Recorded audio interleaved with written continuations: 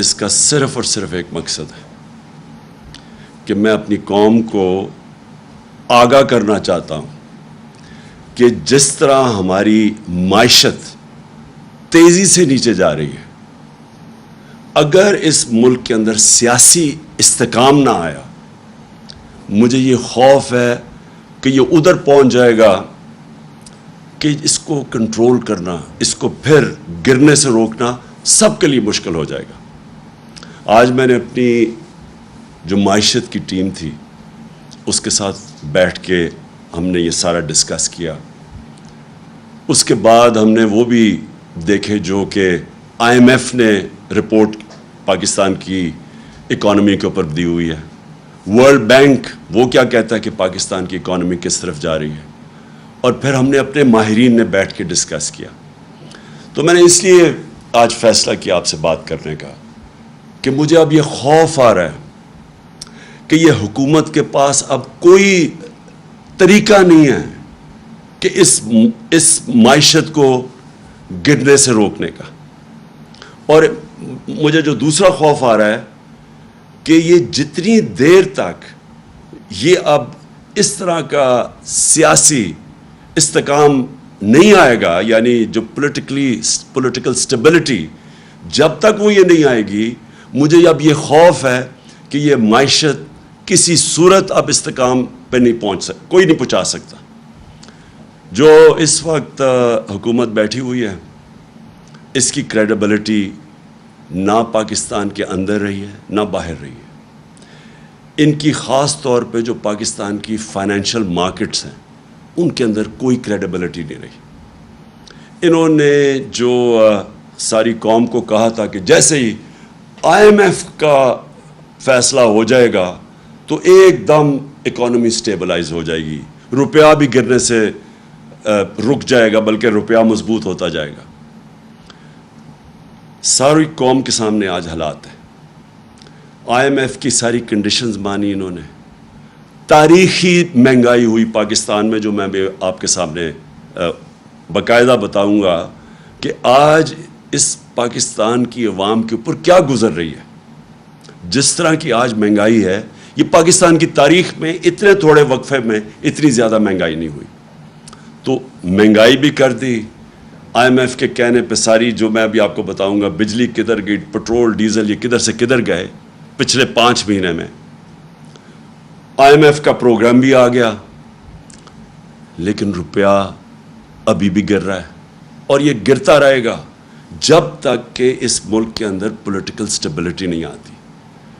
آج اگر elections delay کرتے جائیں، کہیں کہ جی ہم کوئی بہانہ مار دیں کہ جی یہ ہے وہ ہے سیلاب ہے الیکشن نہیں ہو سکتا، جو بھی آپ جو بہانہ ماریں، صرف اور صرف پاکستان کو نقصان ہو رہا ہے۔ اگر کوئی یہ سمجھتا ہے کہ ہمیں نقصان ہو رہا ہے، الیکشنز ابھی نہیں ہو رہا ہے، تو میں اپنی ساری قوم کو کہنا چاہتا ہوں، یہ میں دعویٰ کرتا ہوں، 70 سال میری عمر ہونے والی ہے انشاءاللہ اگلے مہینے، میں یہ دعوے سے کہتا ہوں کہ پاکستان کی تاریخ میں کبھی کسی پولیٹیکل پارٹی کی وہ مقبولیت نہیں تھی جو آج تحریک انصاف کی ہے۔ میں یہ دعویٰ کرتا ہوں کہ سارے پاکستان کے اندر اگر ایک فیڈرل پارٹی ہے جو سارے پاکستان کو اکٹھا رکھ سکتی ہے، وہ تحریک انصاف ہے۔ پورے حربے استعمال کیے جا رہے ہیں، یہ لوگ جو اوپر بیٹھے ہوئے ہیں، یہ جو اس ملک کے بڑے بڑے مجرم اوپر بیٹھے ہوئے ہیں، 60% کیبنٹ ضمانت کے اوپر ہے، پرائم منسٹر کو سزا ہونے والی تھی یہ FIA کیس کے اوپر، یہ وہ لوگ اوپر جو بیٹھے ہوئے ہیں، ان ساروں کو اب سمجھ آ گئی ہے کہ یہ جو تحریک انصاف کی مقبولیت ہے اب اس کو مقابلہ نہیں کر سکتے۔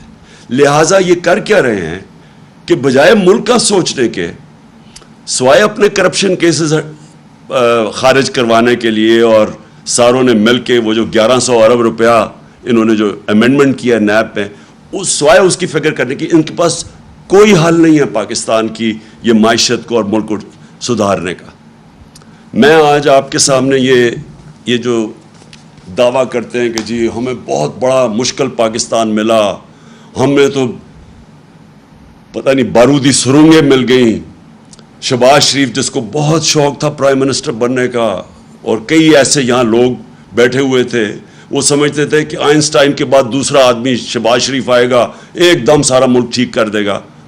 वो सारा सबको आज मैं ये कह रहा हूँ कि ये जो कह रहे हैं कि सारा कुछ हमारे पे डाल रहे हैं, मैं आज आपको स्टेटिस्टिक्स से बताता हूँ, फैक्ट्स और फिगर्स से, अदाद और शुमार से बताता हूँ कि हमें कौन सा पाकिस्तान मिला था 2018 में, ये जो नून लीग छोड़ के गई थी, और इनको कौन सा पाकिस्तान मिला था। यानी हम जब गए थे अप्रैल में, तो तब पाकिस्तान के क्या हालात थे। ये कहते हैं ना बहुत बुरे हालात थे। जब 2018 में जब हमें पाकिस्तान मिला था, तो जो हमारे रिजर्व्स थे, जो असल मसला भी आपकी कौम को बता दूं, मसला क्या है। मसला ये है कि बैरूनी खसारा है, जिसको कहते हैं करंट अकाउंट डेफिसिट। जितना आपका बैरूनी खसारा बढ़ता जाता है, आपको अपने रिजर्व से पैसे देने पड़ते हैं, रिजर्व्स कम होते जाते हैं, और जैसे जैसे रिजर्व्स कम होते जाते हैं, रुपए पे प्रेशर पड़ जाता है, रुपया गिरना शुरू हो जाता है, डॉलर महंगा होना शुरू हो जाता है। जब डॉलर महंगा होता है, तो जो भी चीज़ें आप बाहर से ख़रीदते हैं वो सब महंगी हो जाती हैं। जिसमें तेल है वो आप बाहर से ख़रीदते हैं, वो बिजली, क्योंकि बिजली के अंदर भी जो फ्यूल्स डालते हैं, कोयला या गैस बाहर से ख़रीद के या फिर तेल डालते हैं, वो सारी महंगी हो जाती हैं। तो सब कुछ महंगा हो जाता है जैसे जैसे आपका रुपया गिरना शुरू होता है। तो लिहाजा सबसे इम्पॉर्टेंट चीज़ होती है कि आपका जो बैरून मुल्क खसारा, करंट अकाउंट डेफिसिट, वो कंट्रोल में हो। अब ये जब हमें मिला था पाकिस्तान की तारीख का सबसे बड़ा बैरूनी खसारा था, 20 अरब डॉलर का खसारा था। इनको ये कहते हैं ना बड़ा मुश्किल वक्त मिला था। इनको जब अप्रैल में जो इन्होंने साजिश करके हमारी गवर्नमेंट गिराई, तो इनको जो करंट अकाउंट डेफिसिट मिला था, बैरूनी खसारा, वो था 16 अरब डॉलर। अब ये समझना है, हमें 20 अरब डॉलर मिला, इनको 16 अरब डॉलर मिला। हमें इनकी वोट ऑफ नो कॉन्फिडेंस से पहले हमने कितना उधर से, जिधर हमारे रिजर्व्स ये जो छोड़ के गए थे 9.8 पे, जब वोट ऑफ नो कॉन्फिडेंस इन्होंने दर्ज करवाया, उसके बाद सियासी हमारी इंस्टेबिलिटी होनी शुरू हो गई, तो 16.2 अरब डॉलर के हमारे रिजर्व्स थे। फिर से ये जब छोड़ के गए थे पाकिस्तान 9.8 था, जो हम छोड़ के गए थे, इन्होंने कहा ना बड़ा मुश्किल पाकिस्तान छोड़ के गए। हमारा वोट ऑफ नो कॉन्फिडेंस से पहले 16.2 अरब डॉलर के रिजर्व्स थे। आज ये IMF का डील भी साइन कर बैठे हैं, और आज रिजर्व्स है 8.8 पे। उसके बाद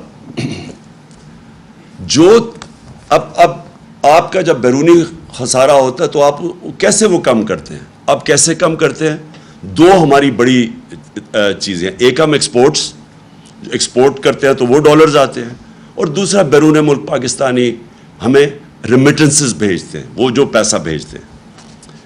ये जब छोड़ के गए थे, तो ये याद रखें 20 अरब डॉलर का खसारा, लेकिन रेमिटेंसेस कितनी थी ओवरसीज, 19 अरब डॉलर की, और इनकी एक्सपोर्ट्स कितनी थी, 24 अरब डॉलर की। हम जब छोड़ के गए 20 से कम खसारा किया, 4 अरब डॉलर कम किया 16 पे, लेकिन हमारी आमदनी किधर पहुंच गई, 19 अरब डॉलर से हमारी रेमिटेंसेस गई 31 अरब डॉलर पे। 12 अरब डॉलर की हमने मजीद और आमदनी की, यानी हमारे पास ज्यादा पैसे किए अपने ये कर्जे वापस करने के लिए। और दूसरा, हमारी एक्सपोर्ट्स ये 24 अरब पे छोड़ के गए थे, 32 अरब डॉलर पे हम एक्सपोर्ट्स लेके गए। तो हमने मुल्क में ज़्यादा डॉलर्स भी लेके आए, और हमारा खसारा भी कम था। मैं ये इसलिए कह रहा हूँ कि बार बार प्रोपेगेंडा किया जाता है, जी बड़ा मुश्किल हमें मुल्क छोड़ के गए। ये वो मुल्क छोड़ के गए थे, हमारे लिए इनसे ज़्यादा मुश्किलात थी। ہم نے وہ ملک ہمیں ملا، پہلے تو خسارہ سب سے بڑا، اس کے بعد ہم نے وہ سٹیبلائز کیا، اس کے بعد کرونا آ گیا. 2 سال کووڈ-19 دنیا کا ایک صدی کے اندر ایک دفعہ اتنا بڑا بحران آتا ہے. 2 سال ہم اس بحران سے بھی گزرے. ہمیں یہ اب سیلاب کا ان کا بحران آیا ہوا ہے، یہ جو خاص طور پہ سندھ میں اور خیر سارے قوم کا ہے اس وقت مشکل وقت سے، لیکن ذرا ان کا اب رسپانس دیکھیں اور ہمارا رسپانس دیکھیں. جو ہمارا کووڈ-19 کا بحران آیا تھا، دنیا نے اکنالج کیا کہ پاکستان وہ 3 ٹاپ ملکوں میں تھا جس نے سب سے بہترین اتنا بڑا کرائسس کا مقابلہ کیا. ہم نے کیا کیا انسینٹیوز دی، ہم نے کیسے اپنے لوگوں کو ان کا روزگار بچایا، ہم نے کیسے کنسٹرکشن انڈسٹری کو انسینٹیوائز کیا، ہم نے کیسے بڑی کمپنیز کو قرضے دیے تاکہ وہ لوگوں کو بے روزگار نہ کرے. سارے برِ صغیر میں جس ملک میں نے سب سے زیادہ روزگار دیا کووڈ-19 کے بعد وہ پاکستان تھا، اور یہ ورلڈ بینک کی رپورٹ ہے. تو پہلے میں صرف یہ آپ کو بتانا چاہتا تھا کہ یہ جو کہتے ہیں نا کہ بڑا مشکل وقت تھا، اگر یہ ہوتے جس طرح کا کرونا کا جو اتنا بڑا بحران آیا تھا، اگر یہ ہوتے، یہ تو سارے کہہ رہے تھے ملک کو لاک ڈاؤن کر دو، اور انہوں نے ابھی تک جو ان کا رسپانس آیا ہے اس کے اوپر، سیلاب کے اوپر، ان کے پاس تو کوئی پلان ہی نہیں ہے ابھی تک. کسی کو کوئی روڈ میپ ہی نہیں نظر آ رہا. صرف ایک ہی روڈ میپ نظر آ رہا ہے کہ پیسے مانگ رہے ہیں دنیا سے کہ جی ہمیں کسی طرح پیسے دے دو. وہ جو سیکرٹری جنرل یونائٹڈ نیشنز کا آیا تھا اس کا وہ کپڑا ہی، وہ بازو نہیں چھوڑ رہا تھا شہباز شریف کو کہ پیسے مل جائے. ان کے پاس تو اور کوئی پلان ہی نہیں نظر آ رہا. کیا یہ ملک کو آرگنائز کر رہے ہیں؟ کیسے ڈیل کر رہے ہیں؟ دوسری چیز، جب ہم چھوڑ کے گئے تھے، بلکہ جب ووٹ آف نو کانفیڈنس آیا تھا، تو ایکسچینج ریٹ پاکستان کا جو روپیہ تھا 178 روپے کا ڈالر تھا جب ووٹ آف نو کانفیڈنس انہوں نے کیا. آج ہے 236 روپے کا. کون سا اتنا قیامت آئی تھی کہ 178 روپے سے 236 پہ پہنچ جائے. اس کے بعد میں ذرا قوم کو اب بتا رہا ہوں کہ بجلی کتنی تھی. 16 روپے یونٹ تھی جب ہم چھوڑ کے گئے ہیں. 16 روپے یونٹ بجلی تھی. آج انہوں نے وہ بجلی پہنچا دی ہے 36 روپے پہ، اور اس کے اوپر جب ٹیکس لگتے ہیں تو لوگوں کے پاس جو بل آ رہے ہیں وہ دگنے سے بھی زیادہ آ رہے ہیں، اور یہ ہر انسان کو ہٹ کر رہا ہے. یہ عام سفید پوش کو بھی ہٹ کر رہا ہے، یہ انڈسٹری کو بھی ہٹ کر رہا ہے، یہ ٹیوب ویل پہ بھی ہٹ کر رہا ہے. یہ ہر جگہ اس وقت یہ جو بجلی کے انہوں نے بڑھائے ہیں دگنی سے بھی زیادہ کر دی. اس کے علاوہ لوڈ شیڈنگ ہے، یعنی ایک تو بجلی مہنگی ہو گئی، اس کے علاوہ لوڈ شیڈنگ. کدھر گئی بجلی؟ یعنی بجلی غائب تو نہیں ہوگی. مقابلہ کا موازنہ کر لیں ہمارے میں اور ان کے دور میں کہ بجلی کتنی تھی. اب پیٹرول، میں بڑی بڑی چیزوں کی بات کر رہا ہوں جو کہ عام آدمی کو ہٹ کرتی ہے. جب ہماری حکومت تھی، عالمی منڈی میں تیل کتنے کا بک رہا تھا؟ $103 کا. عالمی منڈی میں $103 کا تیل مل رہا تھا، اور ہم کس قیمت پہ پٹرول دے رہے تھے؟ 150 روپے لیٹر. ہم کس قیمت پہ دے رہے تھے ڈیزل؟ 146 روپے لیٹر. آج کتنا ہے؟ آج عالمی منڈی کے اندر تیل $103 سے آ گیا $93 پہ. $10 کم ہو گیا ہے. اور یہ کتنے پہ دے رہے ہیں آپ آج ڈیزل اور پٹرول؟ ڈیزل دے رہے ہیں 146 روپے. 100 روپیہ مہنگا ہو گیا ہے 146 روپے لیٹر پہ. اور پٹرول دے رہے ہیں 236 روپے لیٹر. انٹرنیشنل منڈی میں کم ہو گیا ہے، لیکن یہ پٹرول 150 سے گیا ہے 236، ڈیزل 146 سے گیا ہے 248 پہ. اور گیس کی قیمتیں ابھی بڑھ رہی ہیں، اور IMF کہہ رہا ہے کہ یہ 250% بڑھیں گی سردیوں تک. جو عام آدمی کو اس وقت سب سے زیادہ تکلیف ہو رہی ہے وہ آٹا ہے.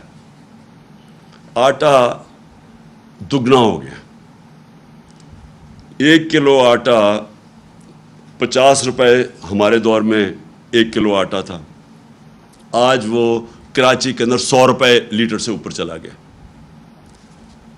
5 महीने के अंदर ये सब कुछ हुआ है।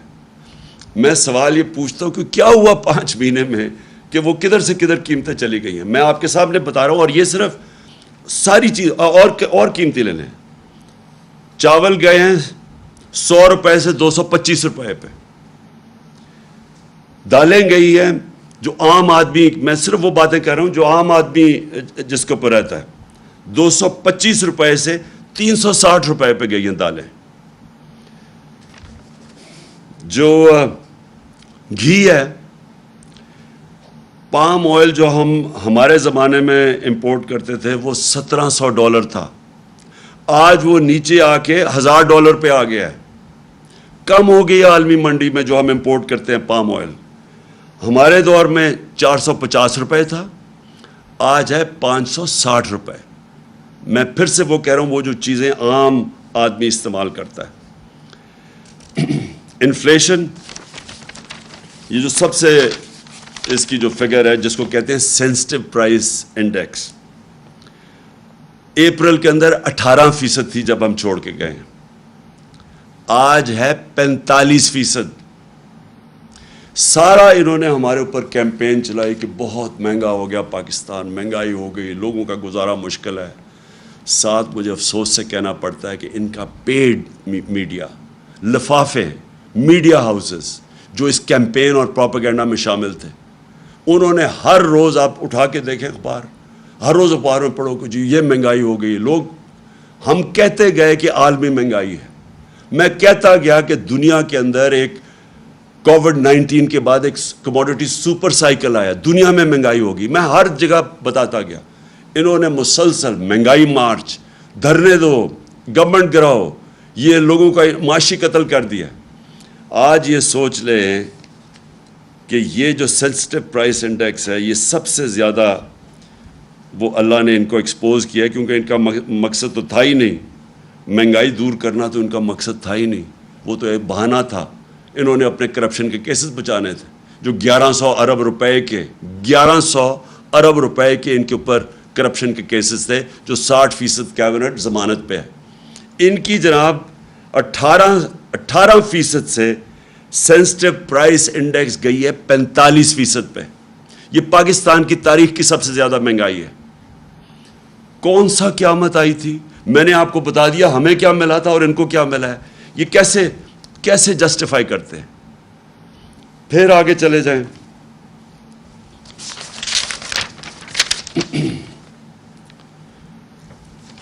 एक तरफ महंगाई बढ़ रही है, दूसरी तरफ इकॉनमी कॉन्ट्रैक्ट कर रही है। मतलब ये कि जो हमारा 17 साल के बाद हमने उस जगह से मुल्क जो इधर छोड़ के गए थे, उधर से निकाल के हमने जो पाकिस्तान की जो रेट थी, ग्रोथ रेट थी, जो दौलत में इजाफा था जिसको ग्रोथ रेट कहते हैं, हमारे आखिरी 2 साल में 5.6% और चौथे साल के अंदर 6%।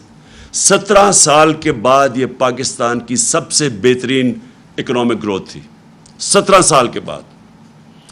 अब ये मुझे बताएं कि आज प्रेडिक्ट कर रहे हैं कि 0.6% पे ग्रोथ रेट चली गई है, यानी वहां से गिर के नीचे आ गई है। इसका मतलब क्या है?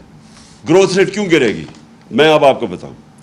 जो टेलीफोन की इंडस्ट्री और जो गाड़ियों की इंडस्ट्री है, उसमें 50% वो बंद हो गई है, यानी वहां बेरोजगारी अब फैल रही है।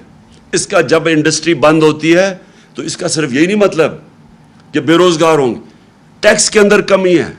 हमारे दौर में पाकिस्तान की तारीख का, जब हम छोड़ के गए थे अप्रैल में, पाकिस्तान की तारीख का सबसे ज़्यादा टैक्स इकट्ठा किया गया था, जिसकी वजह से हमने सब्सिडाइज किया था पेट्रोल और डीजल। हमने अपने लोगों को महंगाई से बचाया हुआ था, और क्योंकि हमने सबसे ज़्यादा पैसा इकट्ठा किया था आमदनी में।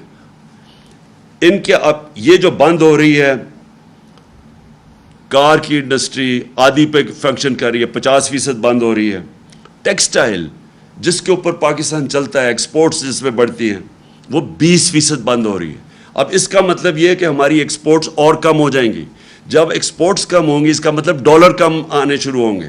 جب ڈالر کم آنے شروع ہوں گے بیرونی ملک کا خسارہ بڑھ جائے گا. جب وہ خسارہ بڑھے گا روپے کے اوپر اور پریشر پڑ جائے گا. تو ٹیکسٹائل 20% انڈسٹری بند ہو گئی ہے. سیمنٹ 34% سیمنٹ سیلز کم ہو گئی ہیں. پٹرول جس کے اوپر بھی گورنمنٹ پیسہ بناتی ہے, جب پٹرول زیادہ بکتا ہے تو گورنمنٹ کی آمدنی میں اضافہ ہوتا ہے. 22% پٹرول مہنگائی کی وجہ سے وہ کم ہو گیا. اور اب جو دو چیزیں ہم پاکستان فیس کر رہے ہیں, ایک طرف مہنگائی, دوسری طرف بے روزگاری, جس کی وجہ سے ورلڈ بینک اور IMF اب کہہ رہی ہیں کہ پاکستان انتشار کی طرف جا رہا ہے, سول انریسٹ کی طرف جا رہا ہے, سری لنکا والے سچویشن کی طرف جا رہا ہے, کیونکہ ان کے پاس اب کوئی حل نہیں ہے اس کا. تو میں آخر میں اب جو جس کی وجہ سے میں نے یہ آج آپ کے سامنے پریس کانفرنس کی تھی, میں جو آپ کے سامنے اب چیز رکھنا چاہتا ہوں وہ کیا ہے. ایک میں آپ کو فگر دیتا ہوں. ایک ہوتی ہے انٹرنیشنلی ایک ملک کی رسک ہوتی ہے, یعنی اگر ہم اس ملک کو قرضہ دیں تو وہ کیا چانس ہے وہ قرضہ واپس کرنے کی, اس ملک کو وہ کیا اس کے پاس اتنی سکت ہے کہ وہ قرضہ واپس کر سکتی ہے. پاکستان کی جو فائنینسنگ ہے, یعنی ہمیں ہر سال, اس سال ہمیں $30 ارب ہمیں فائنینس کرنا ہے. یعنی $30 ارب کی ہم نے جو ہمارے اوپر لائبلٹیز ہیں, ہم نے جو قرضے لیے ہوئے ہیں, ان کی قسطیں ہیں, ان کے اوپر جو سود دینا ہے وہ ہے $30 ارب. IMF, ورلڈ بینک اور ایشین ڈیولپمنٹ بینک, ان کا جو ملا کے بھی ہمارے پاس پیسہ آئے گا نا, کیونکہ ہم نے IMF ڈیل سائن کر دی ہے, وہ بنے گا $8 ارب. باقی $22 ارب ہمیں دنیا سے فائنینس کروانا ہے. اب یہ جو میں اپنی جو مجھے خطرہ اب نظر آ رہا ہے, میں اس لیے یہ پریس کانفرنس کیا ہے, جو رسک ریٹنگ ہوتی ہے نا, جو انٹرنیشنلی جو ادارے ہیں, کریڈٹ ریٹنگ ادارے ہیں, موڈیز, فچ, یہ جو ادارے ہوتے ہیں یہ ریٹ کرتے ہیں کہ اس ملک کی یہ ہمارے دور میں ہماری کریڈٹ ریٹنگ پازیٹیو تھی, جب سے ہم گئے ہیں وہ نیگیٹو پہ آ گئی ہے. یعنی کہ وہ یہ سمجھتے ہیں کہ اس ملک میں اب سکت نہیں ہے قرضے واپس کرنے کی. جب وہ یہ سمجھتے ہیں تو جو قرضے کی قیمت ہے وہ بڑھ جاتی ہے. تو اب میں ذرا آپ کو بتانا چاہتا ہوں کہ یہ جو سارا ہوا, اور میں پھر سے یہاں کہنا چاہتا ہوں کہ جو اس ملک میں طاقتور لوگ ہیں, میں نے ان کو واضح طور پہ یہ بتایا تھا کہ یہ ہم بڑی مشکل سے ہم نے اپنی معیشت کو سنبھالا ہوا ہے. اگر اس ملک میں سیاسی استحکام نہ رہا, اگر آپ نے یہ پولیٹیکل ڈیسٹیبلائزیشن ہونے دی, کیونکہ پاور تو جس کے پاس ہے وہ روک سکتے تھے یہ جو سازش ہوئی ہے ہمارے خلاف. میں نے تب کہا اور میں نے شوکت ترین کو بھی کہا کہ ان کو بتاؤ کہ ایک دفعہ ہماری سیاسی استحکام نہ رہا, یعنی یہ جو ووٹ آف نو کانفیڈنس یہ جو دائر کر رہے ہیں اور پولیٹیکل انسٹیبلٹی آ رہی ہے, اس کا ڈائریکٹ امپیکٹ پڑے گا ہماری معیشت پہ. معیشت جو ہوتی ہے وہ ریلیٹڈ ہوتی ہے آپ کی سیاسی استحکام کے ساتھ. جیسے ہی آپ کا سیاسی استحکام بکھرتا ہے, معیشت بھی بکھرتی ہے, لوگوں کا کانفیڈنس چلا جاتا ہے. تو میں یہ ذرا آپ کو فگر دیتا ہوں کہ ہماری رسک ریٹنگ 4 مارچ کو 5% تھی, یا صرف 5% لوگ سمجھتے تھے کہ ہم اپنے قرضے یعنی واپس نہیں کر سکیں گے, یعنی رسک ہے پاکستان, صرف 5%. جیسے ہی انہوں نے vote of no confidence table کی اسمبلی میں, 4 دنوں کے اندر وہ وہاں سے گئی 5% سے دگنی ہو کے 9% پہ چلی گئی, صرف کیونکہ جیسے ہی ان کو لگا کہ اب پولیٹیکلی سٹیبل نہیں ہوگا ملک, پولیٹیکل انسٹیبلٹی ہوگی, دگنی ہوگی رسک ریٹنگ. اور آج کیا ہے, آج پاکستان کی جو رسک ریٹنگ ہے 22.7 ہے. 22.7 کا مطلب یہ ہے کہ ہمارے لیے باہر سے یہ جو ہمارا $30 ارب کی فائنینسنگ کروانی ہے, اس کو فائنینس کرانا مشکل ہو جائے گا. جو بینکس ہیں وہ ہمیں پیسے لیتے ہوئے ڈریں گے کیونکہ رسک پہنچ گئی ہے 22.7%. میری جو یہ صرف میڈیا ٹاک اس لیے ہے. میں پھر سے یہ کہتا ہوں کہ اگر جلدی سے جلدی صاف اور شفاف الیکشن کرواؤ, مجھے اس کا کوئی اتنا زیادہ فائدہ نہیں ہے پرسنلی اس وقت, کیونکہ ہمارا تو اللہ کا کرم ہے کہ جیسے جیسے یہ ملک اس طرف لے کے جا رہا ہے, مہنگائی بڑھ رہی ہے, ان کی شکلیں دیکھ رہے ہیں, اپنے کرپشن کیسز بچا رہے ہیں, ملک سنبھالا نہیں جا رہا. ہمارا تو گراف اوپر جا رہا ہے لیکن ملک نیچے جا رہا ہے. اور یہ جو میں نے آپ کو بتایا کہ اگر اس ملک میں پولیٹیکل سٹیبلٹی نہیں آتی, یہ اس کی اکانومی اب سٹیبلائز نہیں ہونے لگی. ہماری جو اکانومی ہے, جو ہماری معیشت ہے, یہ اب نیچے جائے گی. اور نظر آ رہا ہے کہ مارکیٹ کو کوئی اب اعتماد ہی نہیں ہے, نہ اندر مارکیٹ کو اعتماد ہے نہ باہر. اس لیے میں آج سب کو کہنا چاہتا ہوں, اپنی قوم کو, کہ جلدی سے جلدی الیکشن کروائیں پاکستان کو اس دلدل سے نکالنے کے لیے, جس دلدل میں بڑی تیزی سے یہ امپورٹڈ حکومت ہمیں دھکیل رہی ہے. سازش تو انہوں نے کر دی, اپنے کرپشن کیسز کے اوپر تو انہوں نے آتے ساتھ ہی فیصلے کروا لیے. اب رمضان شوگر مل ان کی اس کے تو کیس فوری لگا ہوا کہ جی اس کا کیس ختم کرو. ایف آئی اے کا جو شہباز شریف اور بیٹوں کا 16 ارب کا کیس تھا, وہ بھی 4 گواہ بھی اللہ کو پیارے ہو چکے ہیں. مقصود چپڑاسی بھی چلا گیا ہے, جو انویسٹیگیٹ کر رہا تھا ڈاکٹر رضوان وہ بھی نہیں ہے. وہ تو ہو رہا ہے سارا کچھ, ملک کو یہ نیچے لے کے جا رہے ہیں.